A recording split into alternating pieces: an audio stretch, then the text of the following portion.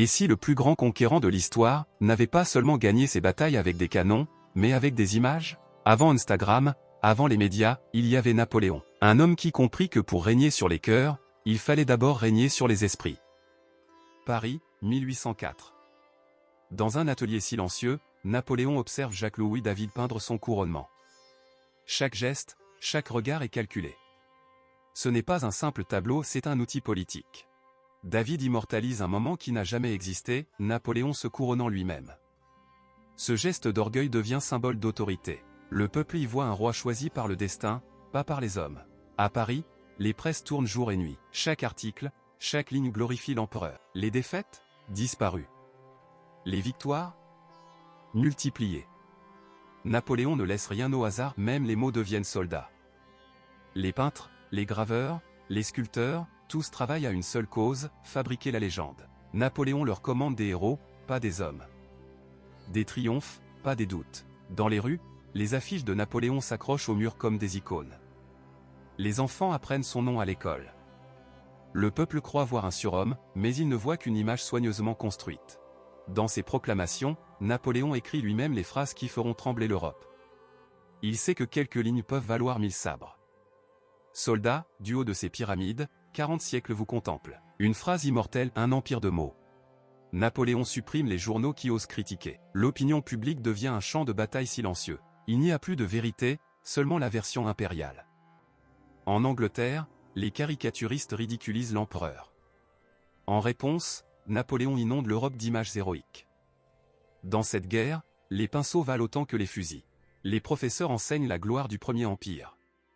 Les enfants récitent ses exploits. Même dans les livres, Napoléon écrit sa propre histoire.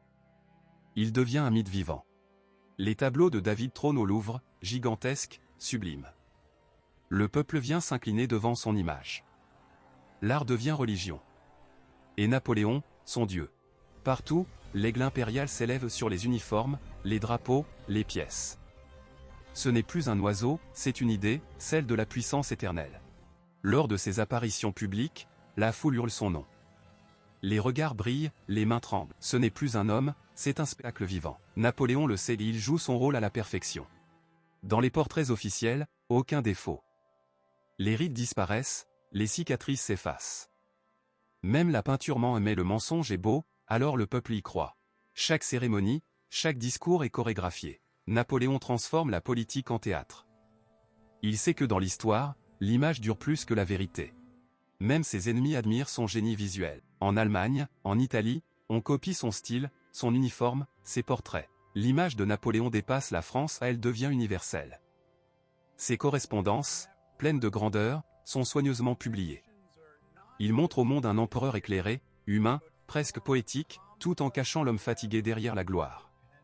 Chaque tableau, chaque mot, chaque médaille est un message caché. Napoléon crée un empire d'illusions. Il gouverne autant par le regard que par la loi. Un soir, seul dans son bureau, il regarde son portrait. Derrière la couronne, il voit le vide, et murmure, suis-je encore l'homme, ou seulement l'image? Les défaites s'accumulent. Les affiches ne suffisent plus. Le peuple doute. L'image craque et l'homme réapparaît, vulnérable, mortel. À Sainte-Hélène, il écrit encore. Non pour régner, mais pour survivre dans l'histoire. Ma gloire ne mourra jamais, dit-il. Et il avait raison. Des siècles plus tard, les peintures, les statues, les films, continuent de raconter son mythe. Même mort, Napoléon contrôle encore sa propre légende.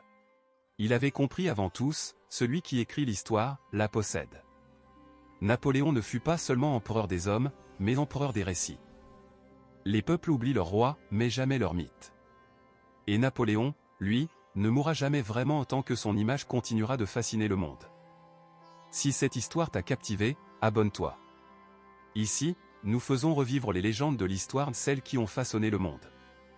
Like, partage, et rejoins l'empire des esprits curieux.